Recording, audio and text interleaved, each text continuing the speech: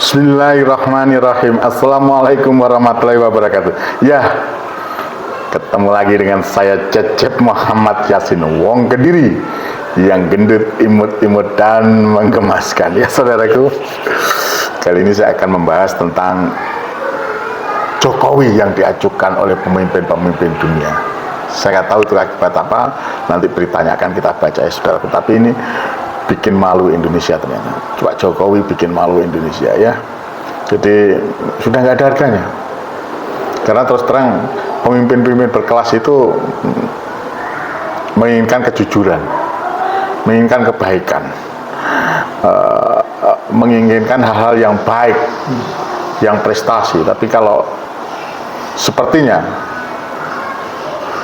sebagai kepala negara yang dinilai oleh OCCRP sebagai pemimpin terkorup nomor 2 sedunia, maka pantaslah Pak Jokowi ini tidak diajukan atau dibiarkan ya, dianggap dianggap pecundang. Gak saya bilang dianggap pecundang. Kalau dari beritanya ini Jokowi dianggap pecundang. Ini saya bacakan beritanya saudaraku ya. Ini saya bacakan. Jokowi hadiri acara di Vatikan, diajukan para pemimpin dunia. Ini 27 April 2025. Berarti ini sekarang tanggal berapa ini ya? Tanggal 28 ya? Tanggal 28 kemarin ya. Jakarta Fusilat News. Presiden Joko Widodo mewakili Indonesia dalam sebuah acara kenegaraan di Vatikan. Alih-alih menunjukkan kehadiran yang diperhitungkan, Jokowi justru menjadi sorotan karena tampak diacuhkan oleh para pemimpin dunia yang hadir. Dalam laporan yang dimuat di Tempo, dalam laporan dimuat Tempo ini, Jokowi terlihat berjalan seorang diri, celungak-celinguk, celungak-celinguk di tengah keramaian tamu undangan lain yang sibuk saling berjabat tangan, bercakap-cakap dan berinteraksi akrab. Pemandangan itu mengundang perhatian luas, mengingat posisi Jokowi sebagai kepala negara dari negara berpenduduk keempat terbesar di dunia. Ketidakmampuan Jokowi membawa di forum internasional tersebut memunculkan sejumlah analisis mengenai penyebab dibalik sikap dingin yang ditunjukkan komunitas dunia terhadapnya. Dicuekin ini saudara. Kalau ini dicuekin, tidak dihargai sama sekali. Mungkin bisa jadi kendala bahasa, tapi yang jelas sebagai kepala negara tentu mereka sadar bahwa ada menerjemah. Jadi kalau kendala bahasa, saya rasa itu masih bisa disiasati. Tapi yang jelas ini kita lanjutkan lagi. Ini jelas ada sebab lain nih saudaraku. Oke, saya bacakan lagi ya.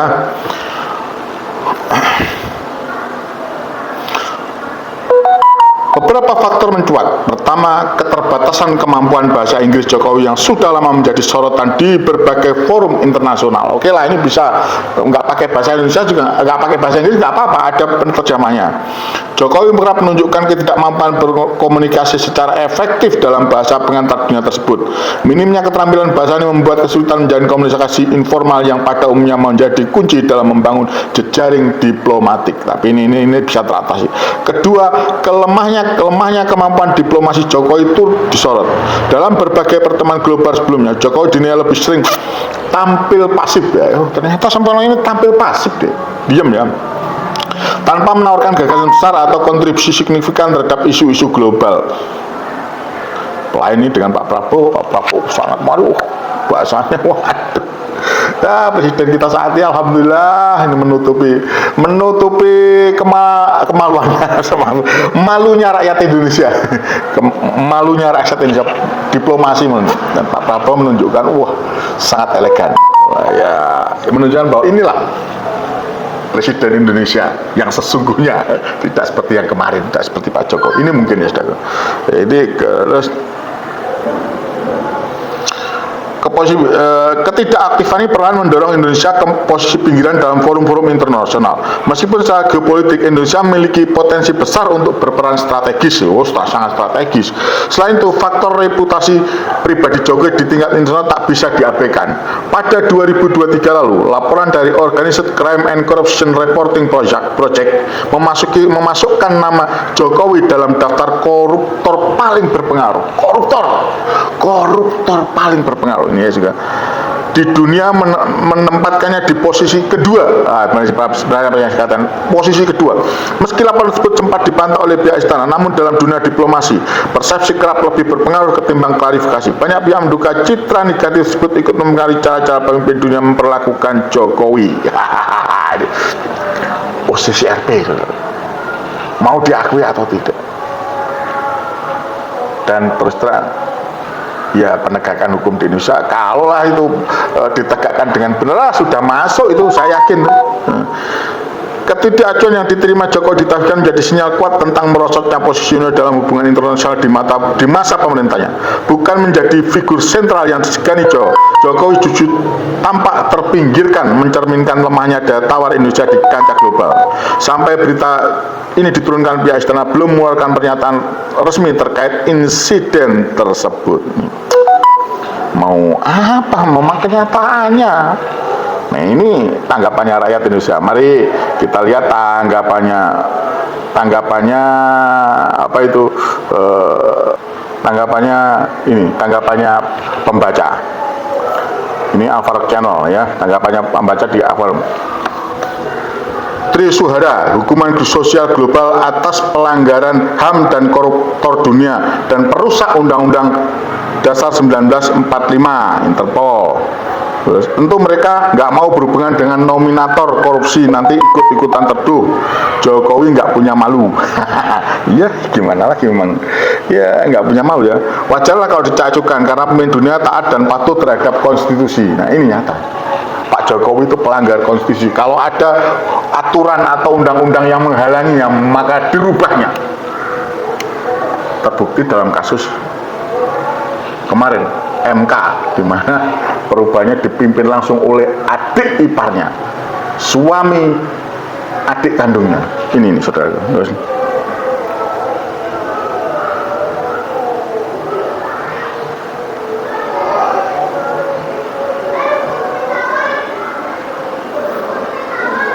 Jadi saudaraku, ini tragedi bagi Indonesia, memalukan. Kalau saya katakan Jokowi dianggap pecundang, ya sekarang ini informasi begitu terbuka saudaraku. Jadi tidak bisa kita berkelit atas sesuatu yang tidak wajar, yang melanggar konstitusi atau memaksakan diri, tidak bisa. Dan Indonesia menjadi perhatian dunia. Ya satu karena memang negara Indonesia semuanya adalah negara kaya raya, yang kedua jumlah rakyatnya, dan yang ketiga secara geografis itu Indonesia itu letaknya strategis, letaknya sangat strategis. Hubungan diplomasi Indonesia begitu kuat.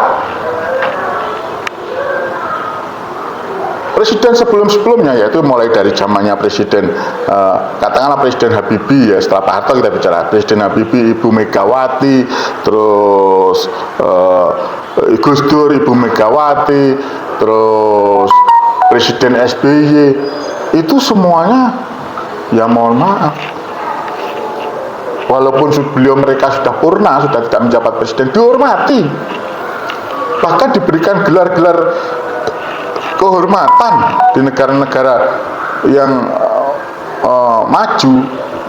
Amerika perhatian sekali.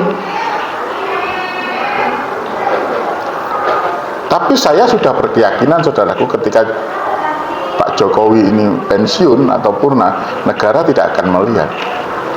Sekarang ini tinggal buzzer-buzzernya saja, tinggal pemujanya saja. Ini nyata, berita ini nyata. Tinggal pemujanya. Jokowi sudah oleh orang luar negeri dianggap pecundang. Semua negara tahu kepemimpinan Jokowi itu hutangnya menggunung, dan ini kita rasakan. Hutangnya menggunung, tapi ekonomi rakyat nyungsep, korupsi gak karu-karuan, dan yang kritis dipenjarakan. Yang kritis dipenjarakan walaupun tidak salah, dicari-carikan salahnya.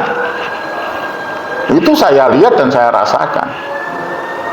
Dan mereka yang korup, benar-benar korup masih dalam benar-benar korupsi, itu diamankan kalau mendukung Joko Widodo, dekat dengan Pak Jokowi. Itu nyata, saudaraku. Nah, sekarang ini tinggal basar-basarnya saja mereka para penjilat yang ada di lingkungan Jokowi. Nah, inilah, kembali lagi saudaraku, maka saya berharap tidak terjadi lagi fakta menyakitkan di mana mantan presiden, atau sekarang disebut presiden ke-7 Negara Kesatuan Republik Indonesia yang besar ini diajukan atau tidak dianggap. Kalau saya bilang kondisinya mau diakui atau tidak, Jokowi saat ini pecundang. Lebih, saya yakin negara-negara itu sudah tahu juga. Masalah ijazah saja bulatnya setengah mati. Masalah ijazah saja dibuat ruwet.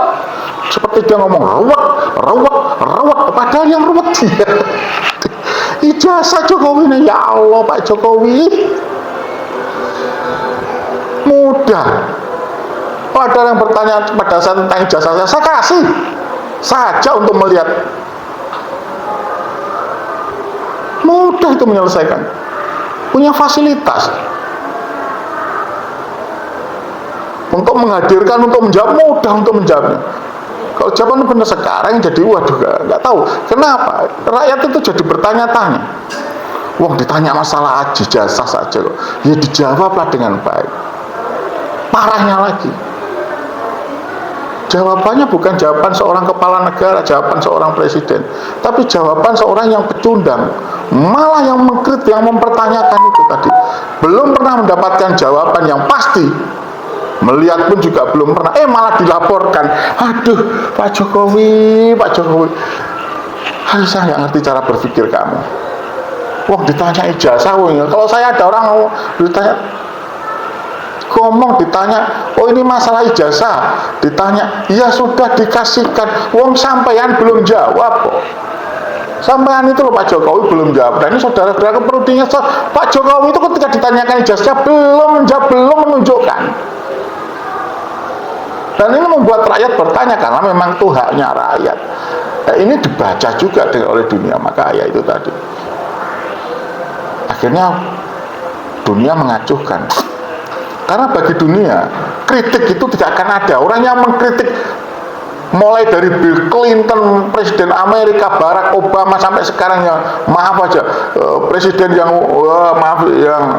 sangar seperti Donald Trump, itu ada mengkritik, bahkan menginjak-injak gambarnya, menginjak-injak fotonya, memukuli patungnya, membakar patung, nggak ada dipidanakan. Nggak ada, ini demokrasi.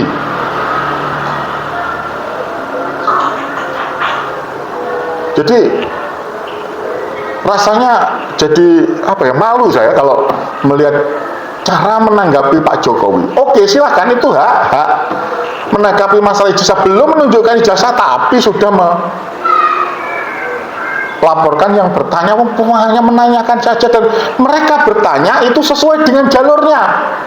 Bertanya kepada melalui pengadilan. Kalau tidak didapatkan, karena tidak didapatkan di pengadilan, mereka datangilah UGM, mereka datangilah Pak Jokowi. Kalau datangnya ke tetangganya Jokowi itu salah. Saya sampaikan kepada pengacara-pengacaranya, kalau menyampaikannya kepada tetangga Jokowi, Pak Jokowi, itu salah. Tapi kalau kepada Pak Jokowi itu benar. Dan ingat, yang kalian bela itu adalah presiden. Dan itu ijazah untuk syarat maju sebagai presiden. Jadi layak dipertanyakan.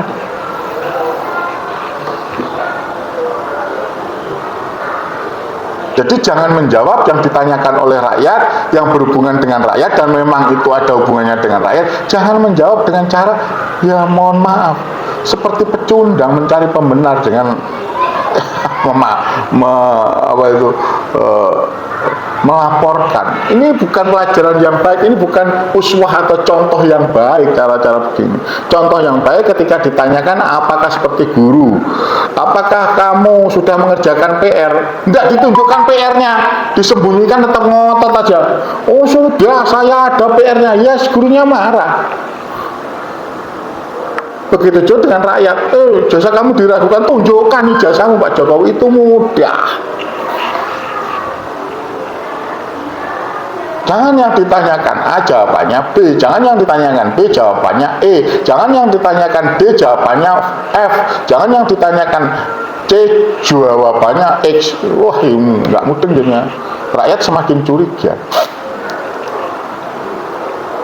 Tapi jujur aja, kalau Pak Jokowi melaporkan ya saya senang aja, karena Pak Jokowi harus menunjukkan ijazah aslinya. Ada benar nggak ijazah aslinya? Dan itu bagi teman-teman yang seperti sekelas Roy Suryo, terus Rismond, itu